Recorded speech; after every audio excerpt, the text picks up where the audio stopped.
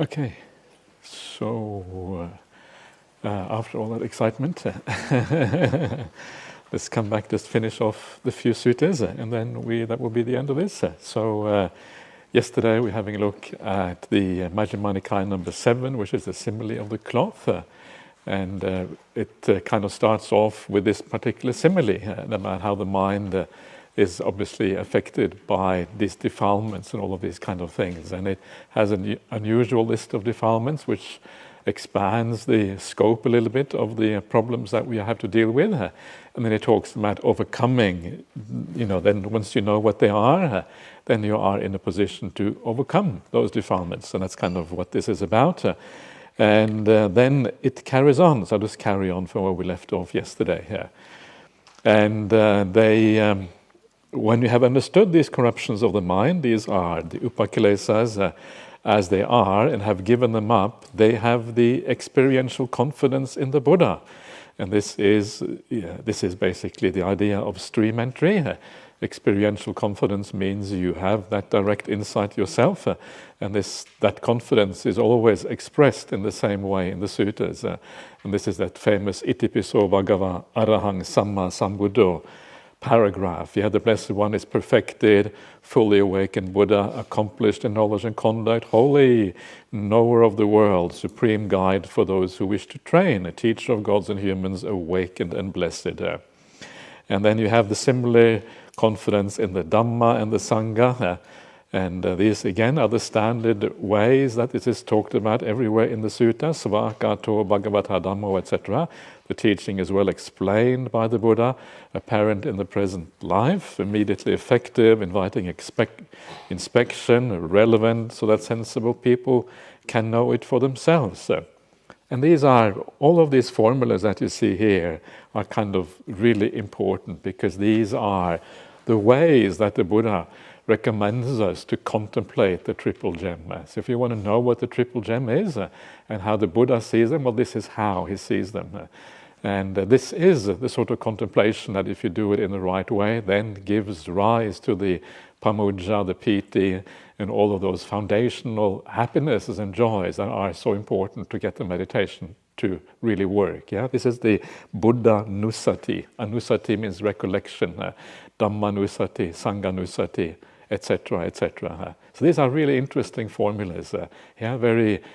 Not very detailed, but they are basically like a series of key words, if you like. It's almost like a heading for what these contemplations are, or these qualities are, and then you have to kind of fill in the blanks yourself.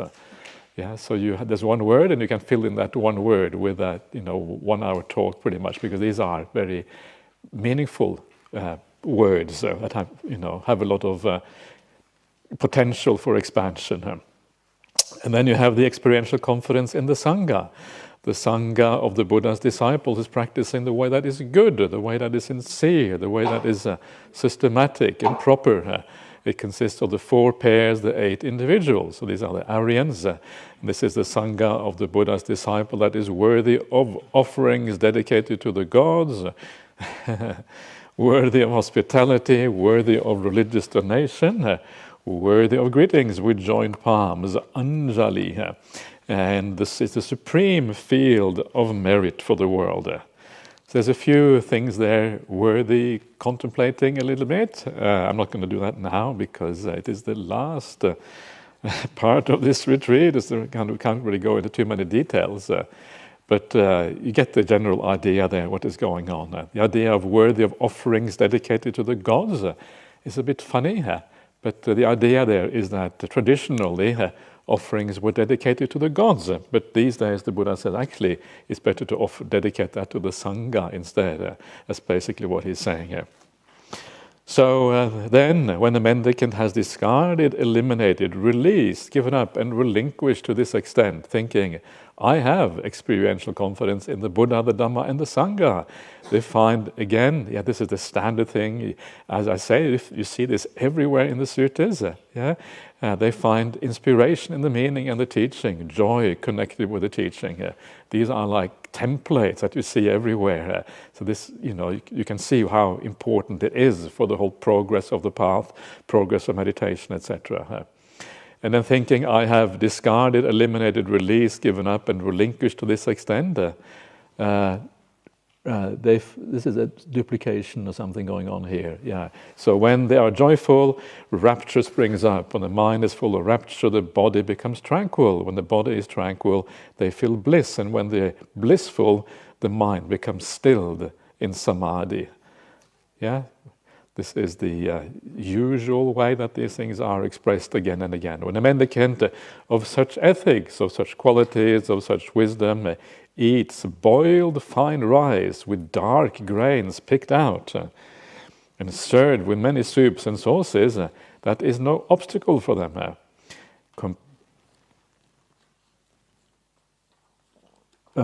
Compared with cloth that is dirty and soiled, it can be made pure and clean by pure water. I think something has gone a bit funny there with the translation. Not sure exactly what's happening here. So in other words, the point is that you're not affected by those things, and you can purify your mind easily if you get a bit attached to that. Rice, fine rice with the dark grains picked out, if you get attached to that, then you can fix yourself up again afterwards. So this, the reason why it says that obviously is that in those days, rice always has a few dark grains in it. In those days, that would have taken a lot of manual labor to do that. These days, probably done by machines, but in those days, it would have been kind of a luxury thing to have that. Or native gold, which can be made pure and bright by a forge. In the same way, when a mendicant of such ethics, such quality, such wisdom eats boiled fine rice with dark grains, picked out and stirred with many soups and sauces, there is no obstacle for them. And then we come back again to the Brahma Viharas. Yeah, so you see the same structure of the path always throughout. The Sila and then the Brahma Viharas develop to the highest extent. And on the way, somewhere on the way, you become a stream entry. And sometimes that stream entry happens before you can develop these Brahma Viharas fully. Because it is no easy thing to have that sort of mind, which is kind of, without any kind of limits, etc. And so this can happen at various stages on the path. And the full development of these things often happen kind of around this particular stage. So again, you meditate spreading a heart full of love to one direction, the second and the third and the fourth. In the same way, above, below, across, everywhere, all around, they spread a heart full of love to the whole world, abundant, expansive, limitless, free of enmity and ill will. And the same thing for compassion, the same thing for rejoicing, and then the same thing for equanimity everywhere. They understand there is this, there is what is worse than this. There is what is better than this, and there is an escape beyond the scope of perception. So this is a kind of slightly cryptic statements that you find in the sutta sometimes, but I think the meaning is fairly kind of, it's not that hard if you understand how the Dhamma works. So there is this, in other words, there is these particular attainments that you have here. So that kind of is obviously most likely what it refers to. There is what is worse than this. Well, that's obviously the lesser kind of things on the path. There is a better, means that there are even higher things that you can achieve, like the immaterial attainments or whatever. And then, this is kind of the most important thing, is that there is an escape beyond the scope of perception, where there is no more perception at all. So any kind of perception, regardless of how refined it is, even including the highest kind of metta and compassion and upekkha and whatever, is still perception. And as long as there is perception, it is not as refined as it can be. It is better to be without perception. And this is kind of what the Buddha is talking about here. And this is called an escape, an escape beyond all kinds of perception. So you are still, in a sense, trapped to some extent, even when you have a mind that is full of love, encompassing the whole world without limits and whatever, and you think that you have found unity with God, you are trapped in that unity with God. It is not as good as it sounds like. It is still kind of a problem there, and the problem is that you haven't escaped the round of rebirth, and there is something even more powerful beyond. And so the Dhamma is kind of these teachings are extraordinarily profound, and this is actually very hard to understand how this is even possible. And of course, the only way ultimately is to have some sense of confidence that is the case, practice accordingly, and then see what happens. Gradually moving towards these things. So the Buddha is saying the highest happiness is no happiness at all. Yeah. Because the feeling of happiness is kind of a problem. So when you go beyond all feelings, that's a higher kind of happiness than the feeling of happiness. That's really what this means. So knowing and seeing like this, their mind is freed from the defilement of sensuality, the kama-asava, from the desire to be reborn, the bhava-asava, and the ignorance, which is the avijja-asava. The asavas are like the root defilements of the whole round. When they are freed, they know that they are freed. So again, the highest kind of freedom. They understand rebirth is ended, the spiritual life has been completed, what had to be done has been done, there's nothing further for this place. This is called a mendicant who has bathed with the inner bathing. Yeah, the inner bath has been taken. You have purified your mind. You have been thoroughly brainwashed. This is what this means. This is the real kind of brainwashing. Get all of that dirt out of your mind, and then you are clean and brainwashed fully. And now at that time, the Brahmin Bharadvaja of Sundarika was sitting not far from the Buddha. He said to the Buddha, does the worthy Gautama go to the river Bahuka to bathe? Brahmin, why go to the river Bahuka? What can the river Bahuka do? And he says, many people deem that the river Bahuka leads to a heavenly world and bestows merit. And many people wash off their bad deeds in the river Bahuka. So it must be a bit exasperating if you are the Buddha and you give this beautiful teaching about going all the way down, and someone talks about bathing in the river. I mean, you can't imagine. It's enough to kind of make you wonder. And this tells you about the contrast in that society. Yeah, they had some very primitive ideas about what purity meant, and they had some incredibly advanced ideas, and they were kind of clashing with each other. And so then the Buddha says these beautiful verses in response to the Brahmin Bharadvaja. The Bahuka, the Adhikaka, the Gaya, the Sundarika too, the Sarasvati, the Payaga, and the river Bahumati. A fool can constantly plunge into them, but it won't purify their dark deeds. What can the Sundarika do? What the Payaga and the Bahuka? They can't cleanse a cruel person, a sinner, from their bad deeds. For the pure in heart, it is always the spring festival or the Sabbath. For the pure in heart and the clean of deed, the vows will always be fulfilled. It is here alone that you should bathe, Brahmin, making yourself a sanctuary for all creatures. And if you speak no lies, nor harm any living creature, nor steal anything not given, and you're faithful and not stingy, what's the point of going to Gaya? For any well may be your Gaya. You may, in other words, bathe anyway, just to kind of get rid of the superficial defilements, the kind of the dirt and whatever. And then this Brahmin is very happy. When he had spoken, the Brahmin Bharadvaja of Sundarika said to the Buddha, excellent, worthy Gautama, excellent, as if he were writing the overturned, etc. We saw this before, revealing the hidden, pointing out the path to the lost, or lighting a lamp in the dark so people with clear eyes can see what's there. Worthy Gautama has made the teaching clear in many ways. I go for refuge to the worthy Gautama, to the teaching and to the mendicant Sangha. May I receive the going forth, the ordination in the worthy Gautama's presence. And the Brahmin Bharadvaja of Sundarika received the going forth, the ordination in the Buddha's presence. Not long after his ordination, Venerable Bharadvaja, living alone, withdrawn, diligent, keen, and resolute, soon realized the supreme end of the spiritual path in this very life.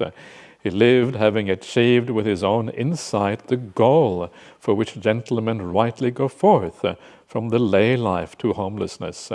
He understood rebirth is ended, the spiritual journey has been completed, what had to be done has been done. There is nothing further for this place. And Venerable Bharadvaja became one of the perfected ones. So he turned around very quickly from the bathing in the rivers to the real bathing. Yeah, it's kind of nice. So some people were spiritually ready, and he was obviously one of these people.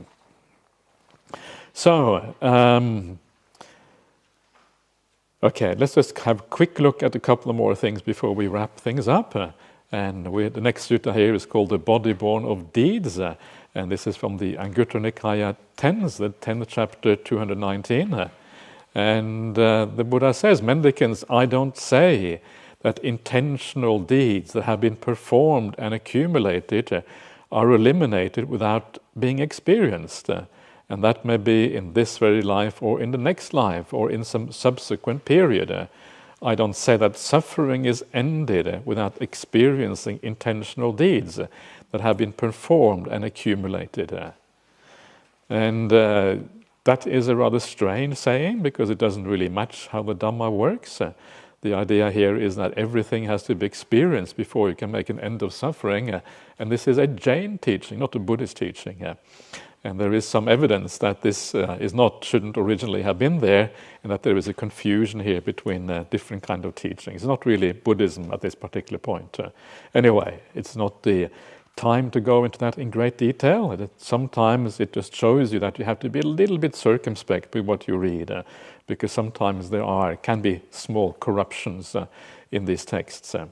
It's the only place that this particular statement occurs in all the suttas, and so it is rather strange.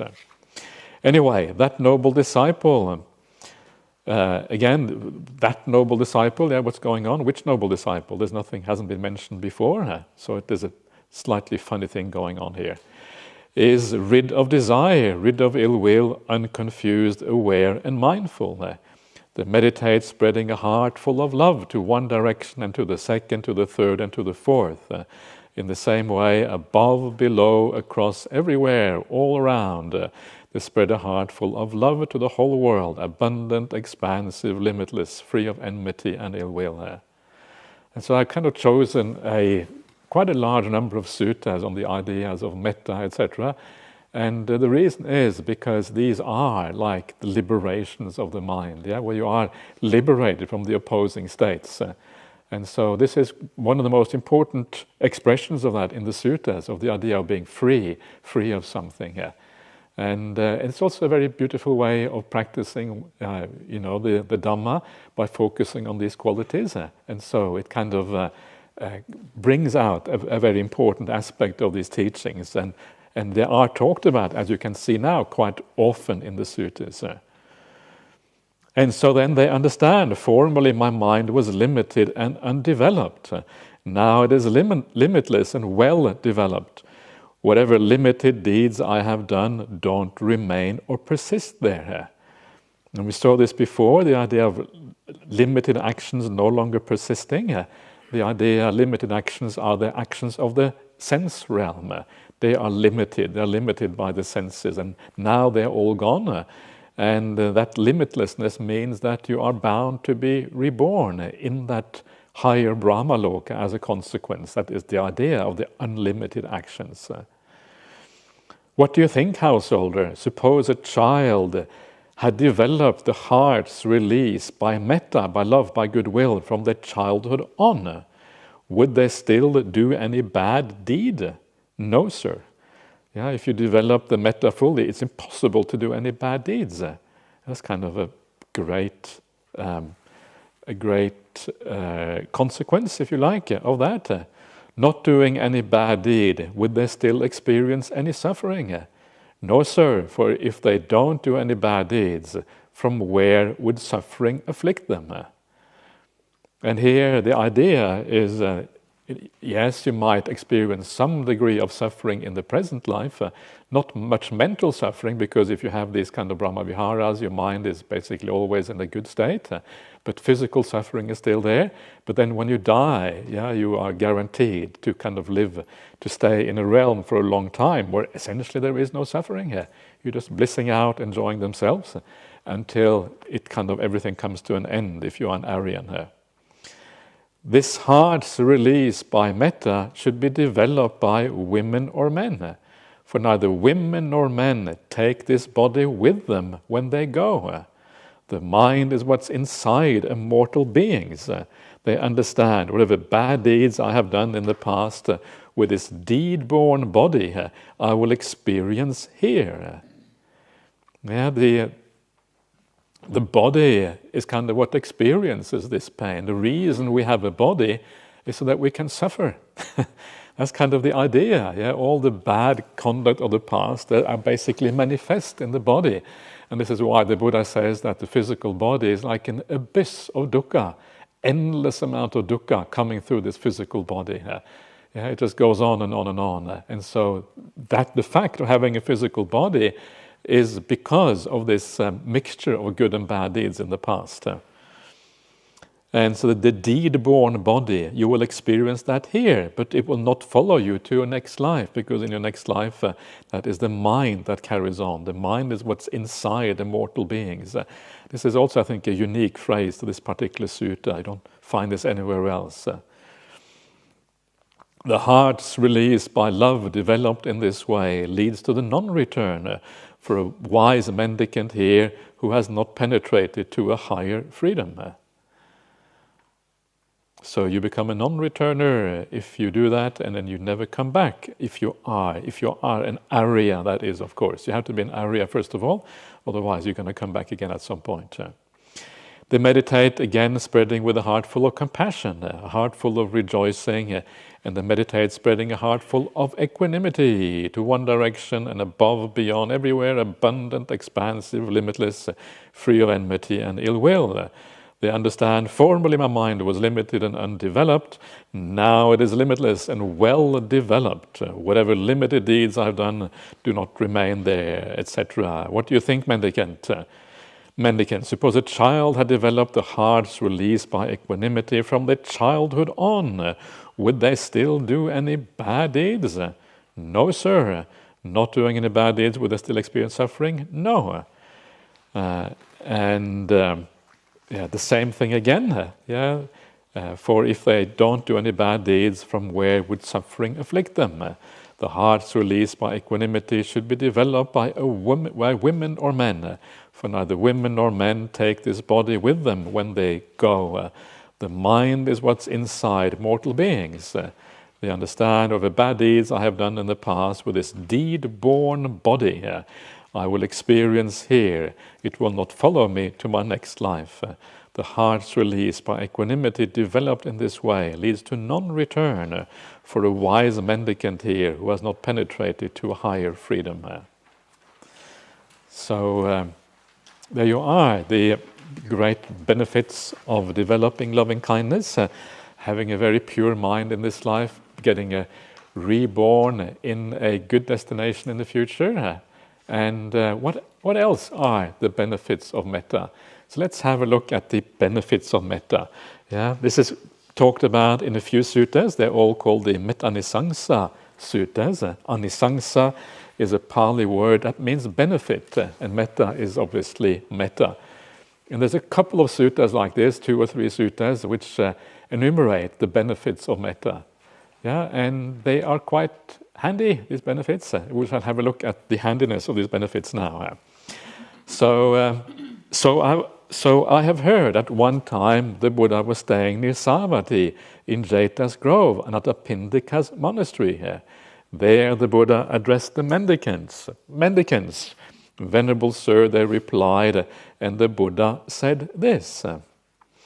Mendicants, you can expect 8 benefits when the heart's release by metta, by love, has been cultivated, developed and practiced, made a vehicle and a basis, kept up, consolidated, and properly implemented.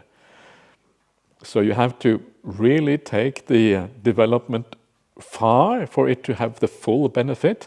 But of course there will be partial benefits. So all of these things will, even if you haven't properly implemented it all the way, there will be partial benefits.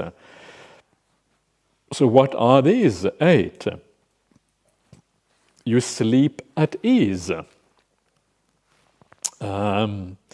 The The Pali for sleeping at ease is sukhang supati. Sukhang means happily. Yeah, you sleep happily. At ease, maybe not strong enough. So you sleep happily. Yeah, no bad dreams and no past life experiences coming to disturb you while you are dreaming. That's kind of nice. Yeah, you sleep at ease. You wake up happily in the morning. You wake up in the morning. You feel rested and happy and energetic and ready for the day's kind of undertakings. It's very kind of handy to start the day in a good way. So waking up happily is pretty useful. You don't have any bad dreams. Yeah, so napapakang supinang pasati. He doesn't see any evil dreams. That's literally what the Pali means. So you don't see any bad dreams. Human beings love you. That's kind of handy. Or maybe it isn't. Yeah, I don't know. Sometimes you see in the sutras, you see these people who are really popular. Yeah, there's Hattakava Alavi, and there's a few people like that. They have an entourage of 500 people. And so when they come to the Buddha, this is 500 people trailing along, yeah, with them. And sometimes you wonder whether that's handy or not to have 500 people always following you everywhere. After a while, you get fed up with those 500 people. You want to tell them to go home. Yeah. And you end up a bit like Ajahn Brahmali, yeah, where people kind of, they want to have your autograph everywhere and you can't even go to the toilet and still you are kind of, people are hassling you for whatever. Yeah. Oh, only one more picture, only one more photograph. That's kind of the standard way. Yeah. And in a sense it is sweet. Yeah, people are interested, they see something good when they see it. And that's kind of nice. Yeah, that's positive. But of course, if you are the Buddha or you are someone who loves your meditation and solitude, then sometimes it gets too much. So does that mean that we should practice metta? Yeah, you should still practice metta. And then you deal with the downsides if there are. There's always downsides to everything. But it's generally, of course, it's very nice that people are friendly with you. There's always going to be some people who don't like you, even if you have lots of metta. There's always going to be some people who complain about you. But generally speaking, humans will like you, and they will, you have an easy time if you have a lot of these things. And that is very, very handy. So remember that. Yeah, if you find that people are difficult, develop more metta. And after a while, maybe those people will turn into friends that previously were difficult. You just don't know. So human peoples love you. Let's see what the Pali is again. I haven't mentioned enough Pali during this retreat, so now is the chance. And piyo, dear, yeah, you will be dear to humans. But not just humans, ammanusanang piyo hoti, you will be dear to non-humans as well. And non-humans does not mean animals. Well, actually, you might very well be dear to animals too, but you will be dear to all of these spirits and things. So spirits will look after you and they will care for you. We mentioned this before, the idea of guardian angels that you have in Christianity, etc. We have that in the Dhamma too, right there. Deities you'll be dear to the deities.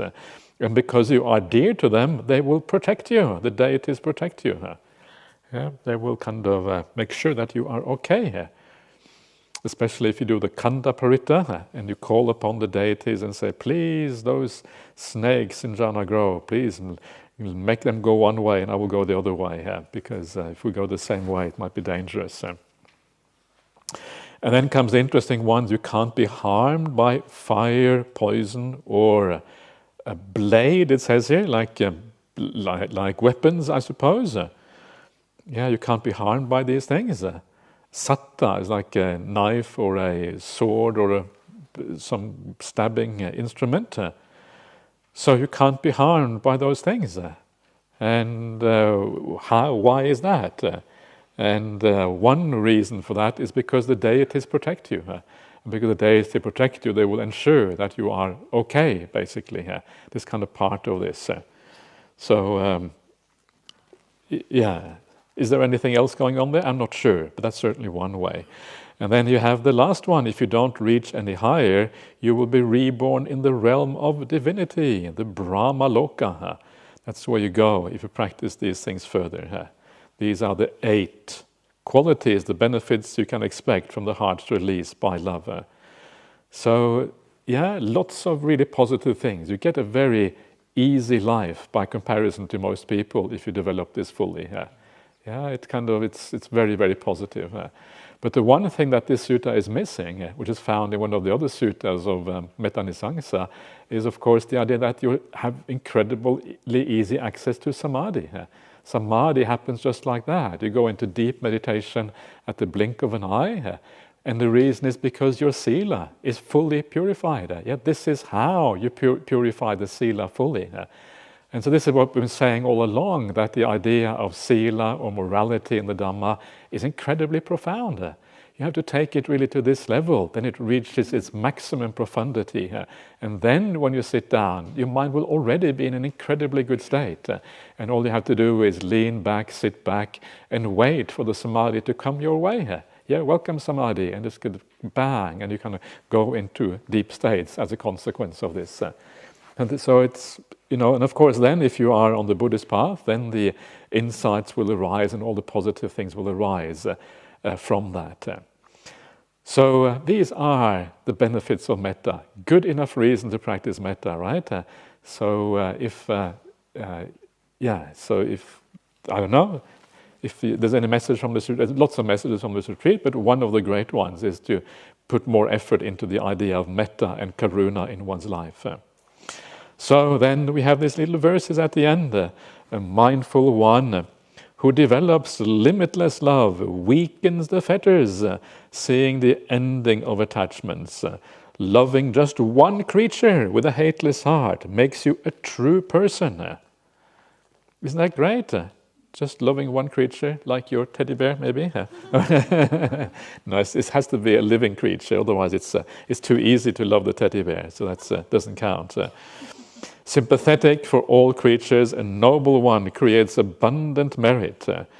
The royal potentates conquered this land and traveled around, sponsoring sacrifices. Horse sacrifice, human sacrifice, the sacrifice of the casting of the yoke pin, and the royal soma drinking, and the unimpeded. So these are like the sacrifices that were done in India prior to Buddhism. And these were kind of the Brahmanical things. These are some of the famous sacrifices. They are not worth a 16th part of the mind developed with love, as all the constellations of stars aren't worth a 16th part of the moon's light. Don't kill or cause others to kill. Don't conquer or encourage others to conquer. With love for all sentient beings, you will have no enmity for anyone.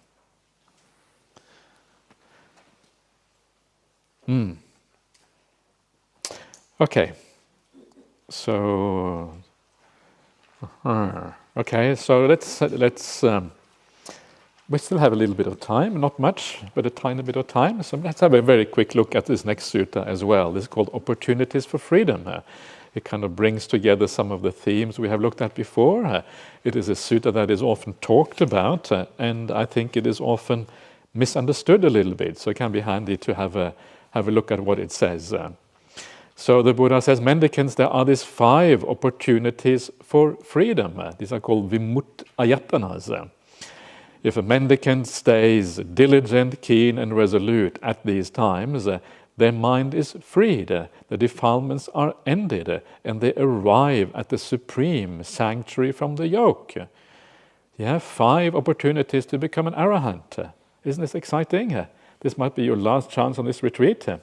So get ready. What 5? Once you hear this might make the whole difference. So, firstly, the teacher or a respected spiritual companion teaches Dhamma to a mendicant.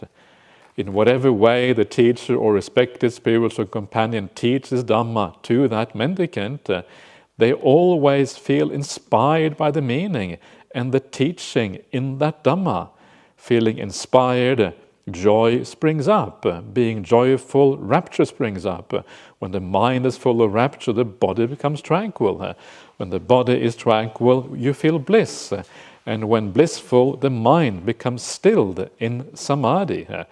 This is the first opportunity If a mendicant stays diligent, keen, and resolute at this time, the mind is freed, the defilements are ended, and they arrive at the supreme sanctuary from the yoke.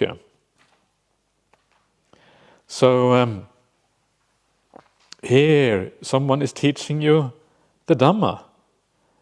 Yeah? Or I'm not. What is actually going on here? I think maybe it is the person who is teaching who is actually who is having the benefit. I'm not entirely sure. So you are either teaching the Dhamma or you are being taught the Dhamma. So maybe the joy springs up for both, but it doesn't really matter. The idea is that you get inspired by the teaching. That can happen when you teach, and certainly when you are listening. So it's a bit ambiguous the way it is phrased, whether it is who understands the Dhamma here. But the idea is, again, like we have seen before, this is like a kind of Dhamma nusati, the recollection of the Dhamma, whether you are the teacher or the student. And from that, you have this whole sequence of things arising. And what is important about this is that it seems to be saying that just from listening to the Dhamma, you can become an arahant. That's kind of what it seems to be saying. But of course, the point here is that you have to go through the standard sequence of things. From the joy comes the rapture, from the rapture comes the tranquility, from the tranquility comes the bliss, and from the bliss comes the samadhi. So you have to go via the samadhi. Yeah, so you may be giving the teaching, but then you also have to go into samadhi. Yeah, maybe after you have finished teaching, or usually that would be the case. And only then, based on that inspiration, based on that samadhi, do you then become an arahant. Yeah, but it says something about the power of the Dhamma when it is well taught by the right kind of person, by the Buddha or by an Aryan or whoever, especially Aryas and the Buddha, that it has this power, this ability to draw you in and to draw out the joy and all of those positive qualities as a consequence of that. So there's a very powerful moment when you hear the Dhamma. But it's not just about hearing the Dhamma, it is about going through the standard sequence of mental qualities that gives you access to samadhi, and from that samadhi comes the insight. It's always arising from samadhi, but based on the joy in the Dhamma. So I think this case here is when you are actually teaching yourself, is when this happens. And we shall see that actually there's a number of ways in which the Dhamma can inspire you. So the next one here, furthermore, it may be that neither the teacher nor a respected spiritual companion teaches Dhamma to a mendicant, but that mendicant teaches the Dhamma in detail to others as they have learned and memorized it. Okay, so in whatever way that mendicant teaches the Dhamma in detail to others as they learned and memorize it, they feel inspired by the meaning. So here is where you are teaching others. And again, the joy springs up, the rapture springs up, and then your body becomes tranquil, and then you feel the bliss, and then you achieve samadhi. This is the second opportunity for freedom. And the third one is that neither the teacher teaches you, nor do you teach the Dhamma to others, but the mendicant recites the teaching in detail as you have learned and memorized it. You do this for yourself, and you get inspired yourself by the Dhamma as you recite it for yourself. Then you do neither of these things, but the mendicant thinks about and considers the teaching in the heart, examining it with the meaning as they learned and memorized it. So here, instead of reciting it, you reflect on it. You carefully try to understand what is going on. And then in whatever way that mendicant thinks about and considers the teaching in the heart, examining it with the mind as they learn it, memorize it, then again the same thing happens. The joy springs up, leading all the way to samadhi. This is the fourth opportunity for freedom. So that's kind of extraordinary. There's 4 ways of contemplating the Dhamma in a sense. Either you teach yourself, you teach someone else, or you just recite the teachings, because you already have a good understanding of what's going on, or you examine it in a deep way. And all of these ways are just different ways of allowing the Dhamma to be the source of that samadhi. It's kind of extraordinary here, the power simply of reflection on the Dhamma. So these are 4 opportunities for freedom. And then the last one, after all of those 4, the last one comes. And the last one is about meditation, which is kind of so furthermore, it may be that neither the teacher teaches you, or that you teach the Dhamma to others, nor that you recite the teaching, or that you think about it. But the meditation subject as a basis of stillness is properly grasped, focused on, borne in mind, and comprehended with wisdom. In whatever way a mendicant's meditation subject as a basis of stillness is properly grasped, focused on, borne in mind, and comprehended with wisdom, they feel inspired by the meaning and the teaching in the Dhamma. Feeling inspired, joy springs up. Being joyful, rapture springs up. And when the mind is full of rapture, the body becomes tranquil. And when the body is tranquil, one feels bliss. And when blissful, one becomes immersed in samadhi as a consequence. This is the 5th opportunity for freedom. So here is the meditation, and here is when you is properly grasped and focus on. This means that you achieve stillness through that samadhi. You are able to kind of hold on to it, and it takes you all the way to samadhi. And then afterwards you comprehend that object. In other words, this is kind of the reviewing that comes after the samadhi. Like you see in the Anapanasati Sutta, where you go all the way to Vimochayang Chittang, the liberation of the mind, and then you have the Aniccanupassi, Viraganupassi, etc., which is the contemplation of that sequence you have been through. It's kind of interesting that 5 ways of freedom, 4 are based on the teaching of the Dhamma. So understanding the Dhamma, getting inspired by the Dhamma in the right way is actually quite important when you see it in this way. And even if that contemplation of the Dhamma does not lead to this kind of freedom of the mind, does not lead to arahantship, which would be unusual anyway, maybe at least a stream entry, it is still useful for the meditation that comes last. Because it will help you and inspire you in your meditation and make that grasping of the object and make that sequence, comprehending it with wisdom, make that more likely to happen as a consequence. So these are the 5 opportunities for freedom. If a mendicant stays diligent, or heedful, I think is a better translation perhaps, or one that I prefer anyway, keen and resolute at these times, their mind is freed, the defilements are ended, and they arrive at the supreme sanctuary from the yoke. So these are the 5 ways of freedom. So then there is one sutta here called Freedom of the Heart, Anguttara 571, which is about a variety of kind of meditation objects and how that leads to arahantship. It has some nice similes there for the arahantship, the crossbar being lifted, etc., etc. And let's just leave those out for now, because there isn't really enough time to consider those properly. So let's just go to the very last sutta and just very briefly consider this one. This is Majjhima Nikaya 146, and this is the advice from Nandaka. And Nandaka was at that time the teacher of the bhikkhunis. He would often teach them, and this is one such place where he taught the bhikkhunis. So that's why it begins with sisters. That's kind of how they addressed the bhikkhunis in those days. By developing and cultivating these 7 awakening factors. This is basically what we saw in the previous sutta. A mendicant realizes the undefiled freedom of the heart and freedom by wisdom in this very life. So it kind of, all of the things we have been looking at now, it kind of comes down to the 7 awakening factors. And the 7 awakening factors in turn, they are based on sila and right view. So right view and sila coming together, and on that foundation developing the 7 awakening factors. They are called the 7 awakening factors because they lead to awakening. That's kind of why they're called that. Not because they partake of awakening, but because they lead to awakening. It's important to kind of get this right. So if you cultivate these fully, then you reach the end of the path, the final freedom that we are kind of the purpose of this path.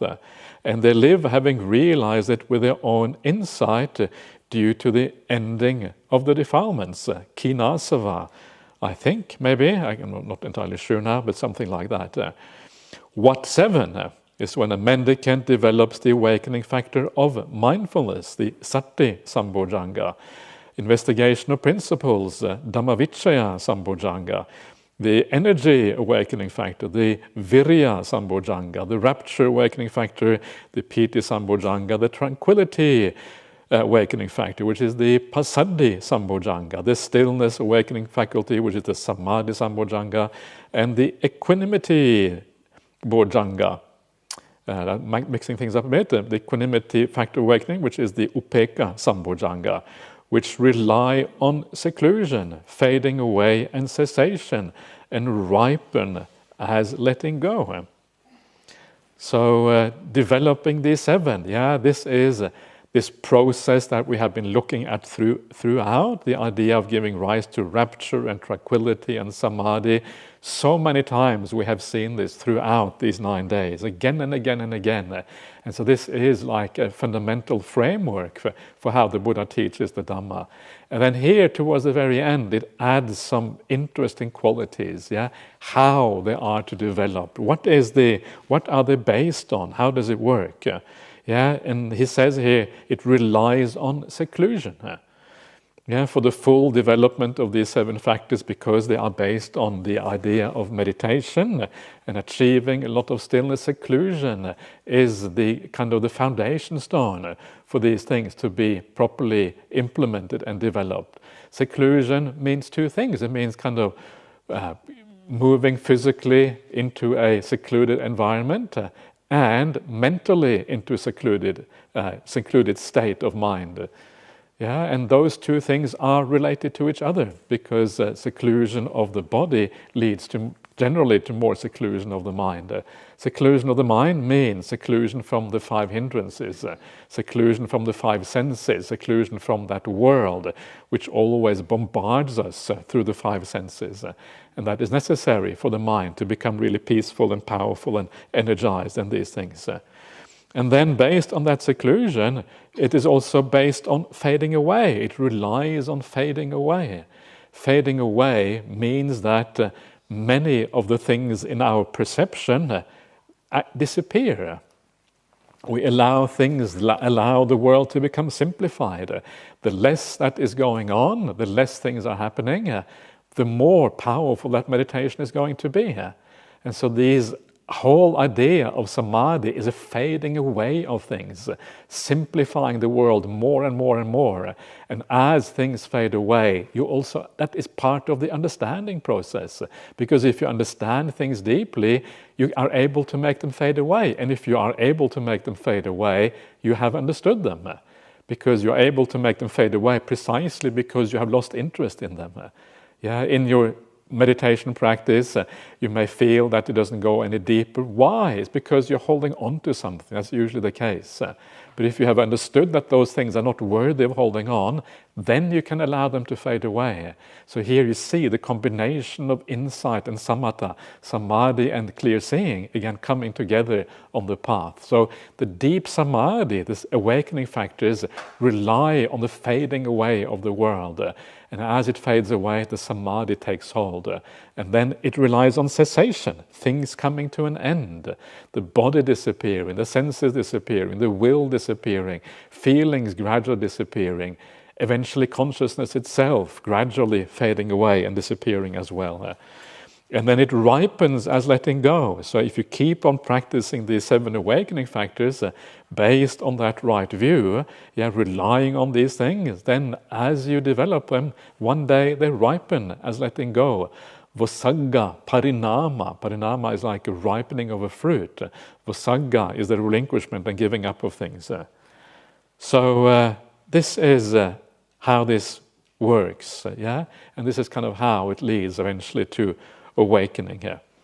It is by developing and cultivating these 7 awakening factors that a mendicant realizes the undefiled freedom of the heart and freedom by wisdom in this very life. You become an arahant here and now, and they live having realized it with their own insight due to the ending of the defilements. So that is pretty much all the suttas on this retreat, going a little bit faster today, but that's okay. We're kind of coming to an end anyway, so maybe this is the right time to do that. And that leads you to the highest kind of freedom, the ultimate freedom that is available according to the Buddha, and that is the end of that path. So there you are. So what to do now? Are you ready for leaving Jhana Grove? Are you ready to go back, or do you want to stay a little bit longer? I don't know if it's possible. I probably can't stay any longer now. But you have to be ready. And one of the things that you have to do when you go back is to try not to hold on to any peace or whatever you have achieved here. Because if you try to hold on to those things, you're just going to suffer, because it is impossible, usually, depending a little bit on what kind of life you live. But if you live a very busy lifestyle with lots of work and all kinds of things, it is basically impossible to hold on to those things. So remember that meditation in daily life and meditation on the retreat tend to be a bit different. Meditation in daily life is really about giving you a baseline which enables you to treat other people well, to live with kindness in the world. Because if you have a degree of peace in your mind and you feel reasonably good about yourself, it's far easier to live with that integrity in the world. So understand what meditation can do for you at different stages, at different times, in different settings, in different circumstances. And in daily life, it is often about just kind of making sure you are roughly in the right space so you can live in a good way. At retreat, it's a little bit different. So understand what is possible. Don't go back home and expect profound samadhis and this kind of things, because if you do, you're going to be disappointed. And so carry on, live in a good way, be as kind as you possibly can, develop the karuna and the metta and all of these qualities to the best of your ability. Remember to understand people in the right way, think of people in the right way, and that right view will basically enable all of these factors to come together. So there you are. So good luck, everyone. Have fun, enjoy yourself, have a good life. And I might see some of you back again next year. if we are still here, we'll see what happens. Very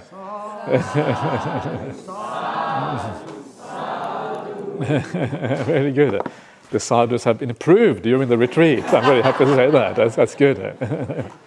So let's just finish off by actually, before we do the final Arahang Samma Sambuddha, we should do that also to finish things off.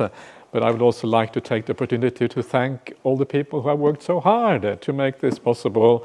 And starting with Lehar, our retreat manager, but also the retreat committee or the Jhana Grove committee who runs this place, the caretakers and all the people who have been helping out, like Norlia and Maya, and I don't know exactly who has been helping out. So I'm just kind of anyone who has helped out. Thank you so much for for doing this, and of course, in the end, it usually is for your own benefit anyway, but it's still very wonderful that you are taking the opportunity to do that. And also thanks to the bhikkhunis for coming along, and Venerable Ananda to keep me a companion, be my companion over there. It's nice to see the 4 assemblies coming together in this way. It makes for a kind of complete experience of the Dhamma in a sense. So, and thanks to all of you for coming here and for being really good sports and being good meditators and for doing the right thing. It's as always, it's very nice to hang out with good people.